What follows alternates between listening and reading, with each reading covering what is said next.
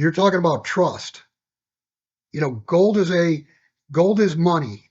It's the only currency, gold and silver, the only currencies that you can trust. Everything else is freely printed. Everything else is fiat. So the shock waves will be one of trust, and the shock waves are not going to be held just to the precious metals markets. It's going to, if silver fails to deliver, and I fully expect silver to fail to deliver in both New York and in London, but when it fails to deliver, that is going to affect all other derivatives because everything runs on trust, and it will probably create much, much higher interest rates in the US because borrowing is done based on trust. And if trust is collapsing, then we'll finally have a risk premium for owning US paper. Interesting that you say that you fully expect silver to fail to deliver, at least for there to be a default on those contracts outstanding. How close do you think we are to that edge, Bill? Let's see what happens over the next 30, 60, 90 days.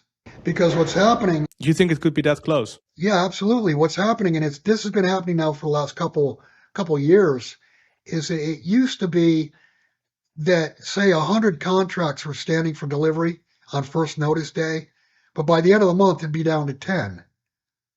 Now we have 100 contracts standing for delivery the first day, and by the end of the month it's 200 or 300. So the buyers are coming in during the month and saying, okay, I'm buying the contract, I want the metal. All it would take is one big buyer or a consortium of big buyers to come in and say, I want my metal, and it's completely game over because the metal does not exist to deliver. Incredibly interesting to hear how tight that market is. And talking about those players that have stepped up and really are starting to take physical delivery, do you have any insight on who those players might actually be? I think you're seeing a lot of family offices do that. It's big money. For years we saw the retail market in the United States was a big buyer. The retail market is nothing now. The retail market is not even a tailwind. This is institutional money. I mean, these are hedge funds. These are private family offices, and in some cases, sovereigns. Look at Russia. They declared They declared silver a strategic metal, and they're buying it. Look at the imports into India. And those are official purchases. Yeah, the official purchases you might suspect could be lower than what they actually purchase.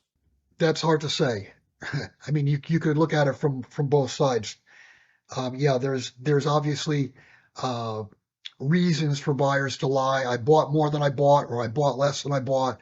It's hard to know, but the bottom line is we're seeing massive demand.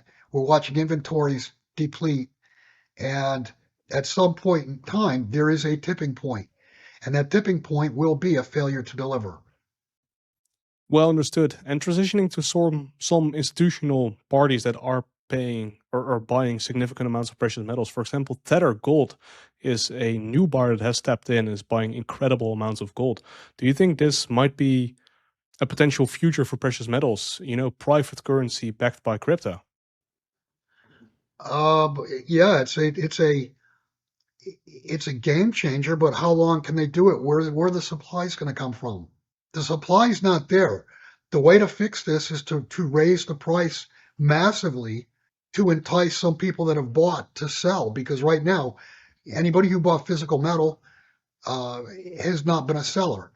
I guarantee you there was no big tranches of silver or gold that were sold yesterday. Physical metal. That was all paper. And actually, you can see it's all paper because the Federal Reserve lent, what, 17 billion on Thursday night, and then they lent another, 35 billion over the weekend to the banking system. And where would the stress have been? It would have been in silver and gold. Look at the price of silver on Friday. It was up, what, $758, something like that. So those shorts had margin calls. The Fed helped them meet the margin calls and gave them enough to pile more paper on. The only problem is They can't print silver. They can't print contracts that have silver attached to them to deliver. They can sell contracts all they want and depress the paper price, but that is not going to satisfy silver, which is actually used.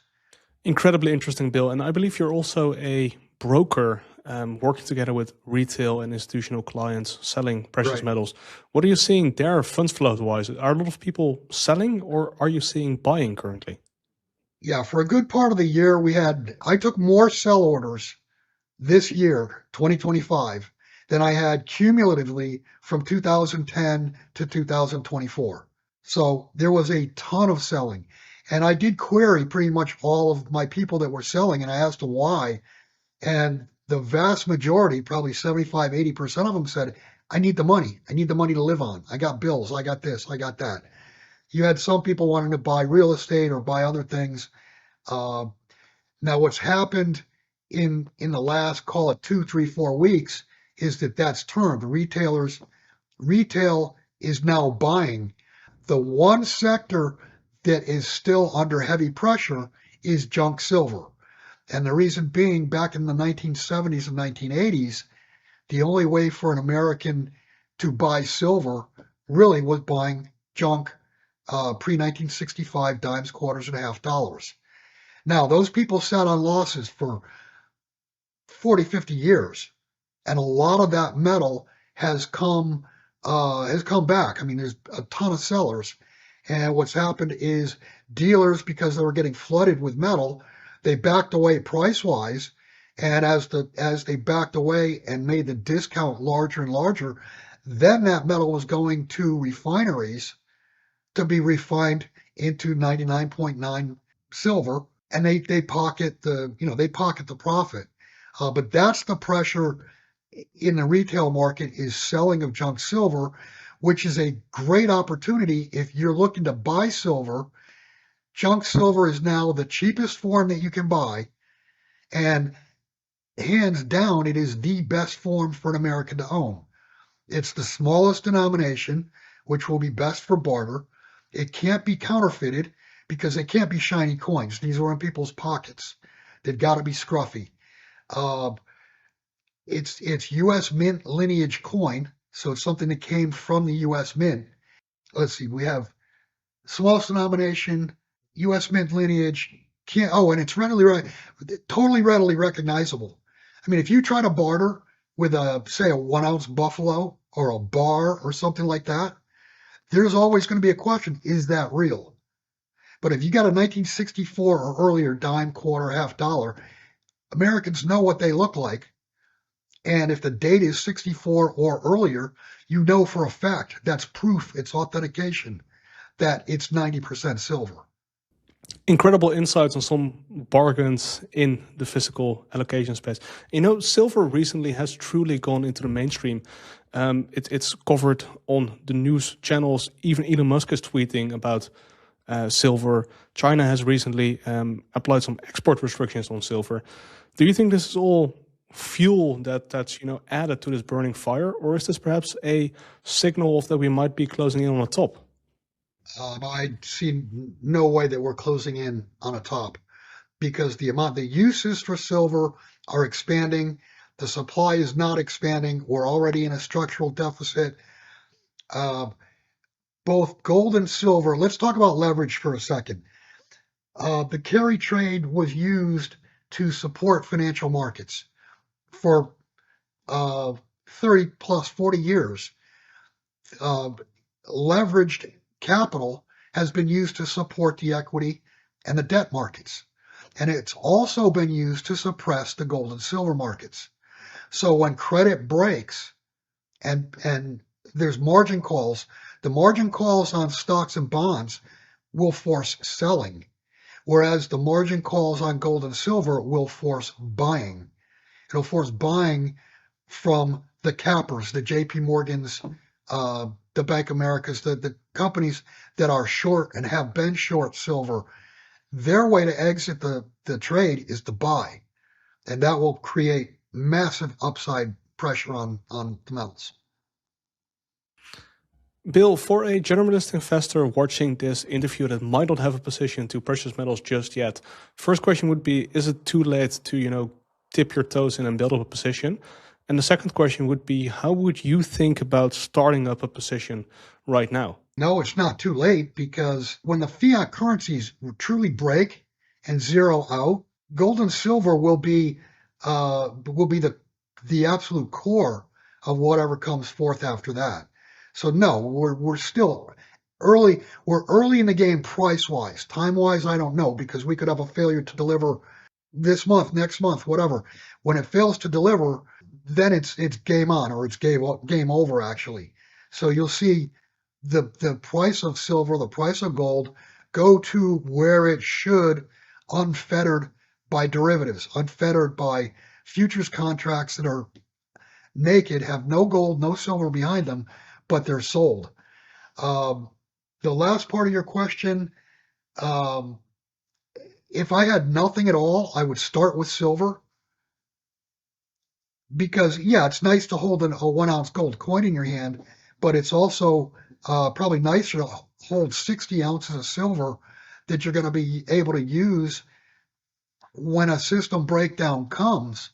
You're going to be able to use silver. Farmers understand silver. Well understood, and thank you for sharing those insights, Bill. You mentioned earlier fiat currencies truly break when fiat currencies truly break. Do you think that is an inevitability, or is it more of a high probability currently? History tells you it's 100% guaranteed. I mean, there's been no fiat currency ever that's lasted any longer than the US dollar has lasted. All right. So you think just all fiat currencies inevitably are trending towards zero, and therefore precious metals is the perfect way out? Yeah, I'll leave you with this. When people ask me, how much metal should I own? How much should I put into gold and silver? My standard answer, probably for the last 5 years or more now, is you put into metal whatever you don't want to lose, because the rest is at risk. And I don't know if you've followed the Great Taking or read about it, but that is 100% factual. Those laws are on the books. And when institutions go down, they're going to take their clients' money with them. It's on their balance sheet. Yeah, so what you're outlining here is if you cannot hold it yourself, it's not written down in your name truly, governments might seize it in a case of a severe liquidity crisis. Not governments. Read the Great Taking. When you deposit money into a bank, you're no longer a depositor. You are legally classified as a lender. When you put money into a brokerage account and you buy stock, that stock does not go into your name. It goes into the broker's name for your benefit. But if the broker gets into trouble and they fail, guess what? Those assets are the broker's assets, not yours. So it's not government stealing the money. It's